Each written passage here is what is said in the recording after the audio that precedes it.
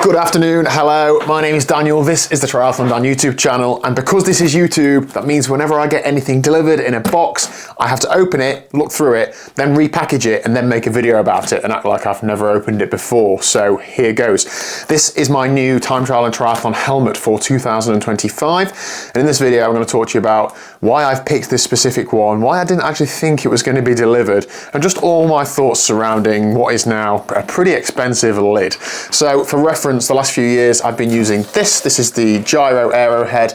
It's a really good helmet for me, to be honest. I think it's really versatile. I was using it quite a lot without a visor and just with sunglasses. They're supposed to be quite fast in that they fit the majority of athletes well. They're not really a volatile helmet, but going into 2025, helmets have got bigger. There's probably something in that aerodynamically. It is really not worth me going in a wind tunnel and trying to find out which is the fastest helmet for me for the type of racing I'm doing this year and for how good I'm not. But I wanted something new, and I thought I'll keep an eye out in the market and see what people are using, you know, pro athletes, amateurs alike, world tour cyclists, those sorts of things. And this was one that caught my eye. This is the Ekoi Pro Aero. No, Pure Speed. Pure Aero? Whatever it is, it's the Ekoi new time trial helmet. You can probably tell this is in no way sponsored. I have paid nearly full price for this, and that's why I didn't think it was going to turn up. So this helmet's been hyped up quite a lot online over the winter, and like any other sucker, I've lapped it up. Following athletes using it, following the World Tour using it, and so on. So I really like the look of it, but of course, they've always been in like the custom colours for team and athletes. I've not seen what the factory colours were, but now it's out, I have done. So I kept an eye on it. I wanted to try and get my hands on one as soon as they were released. I did actually ask Ekoi over the winter, you know, how do I get hold of one of these? Not even trying to get a free one, but just trying to, I guess, get hold of one to plan for the year ahead. And they said, thanks for the interest, but we're trying to sort out our elite athletes first. I was like, okay, thanks, you know, not a problem. Obviously, that's not me.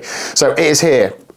When it went up for sale, they hadn't pre-released the prices, so nobody knew how much they were going to be. So I'd noted down when they were going to launch it, followed it online, and when it went up, it was up for something like £360 or £370 British. But the website was like crashing and coming back up, and there must have been a lot of traffic to it. Obviously, they're trying to generate a lot of interest in it. So when I refreshed the page again, it went to £316.50 delivered for some reason, which obviously like £50 cheaper than what it was. So I clicked buy. I've never been so excited to spend 300 quid on a helmet, which I think is ridiculous, but this is the world we're in nowadays. Checked out, got the receipt, done. I thought, okay, is this thing going to turn up, or are they going to say there was an error, you need to pay the difference or refund me or whatever? Then I got a delivery email saying it's on the way. Then the delivery was delayed, and I thought, oh, something's happening with this. But then a few days later, it's turned up. So £316.50. They are now out of stock because they've sold out, which is incredible.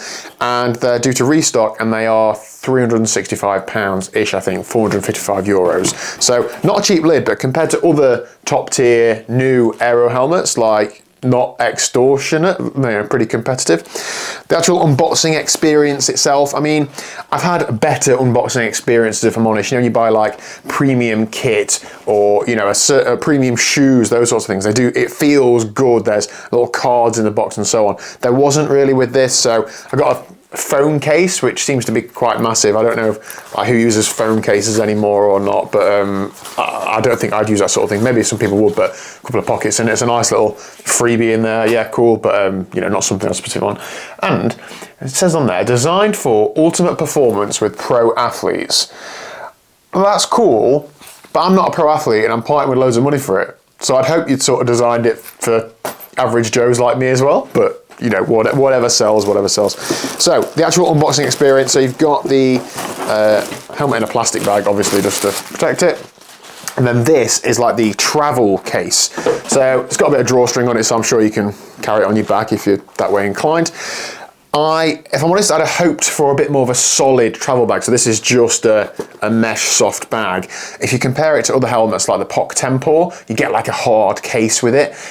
You chuck these around in bags, you're hanging it on your bike, all those sorts of things. I would have liked to have like a harder case, because if I'm traveling with this, these are these are big. It's hard to fit in bags and things, so it would have been nice, but you know, I'd rather have I suppose a good helmet rather than a good bag, but whatever. So actually unboxing it, why did I pick this one? Well, I liked seeing it on, obviously on the top tier pro athletes, great, cool, but I just liked the look of it. I think with cycling kit, if you're not going to go to wind tunnel and test it, you don't know if it's fast for you or not. So even though you know, Sam Laidlow, Patrick Lange, Yelly Geens wear these, it doesn't mean it's fast on me, but I like the colour of it. Generally speaking, so I hear and read, wider and bigger helmets that push the air out across your shoulders are faster, so I thought that's enough of an incentive for me just to buy it. I have, if you notice my old helmet, I had this custom painted to match my bike, morale for one, Instagram for another,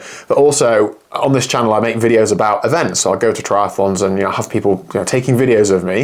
It's quite hard to spot one person in a triathlon. If you've ever been to support or spectator one, everybody looks the same. Everybody's wearing black kit with a white helmet. So I try and wear something that stands out a bit so that said person with a camera stands some chance of spotting me, and I'm not going that fast anymore nowadays. So this might give you a bit of an indication as to what colour my new race bike is going to be, and I think the white does just stand out. Maybe it's better in the heat than a dark helmet or not, who knows, not really a big issue to me. I'm pretty much just racing in the UK this year. It comes with two visors, a clear one and a, what I think is a tinted, oh, it's a mirrored one, that's pretty good.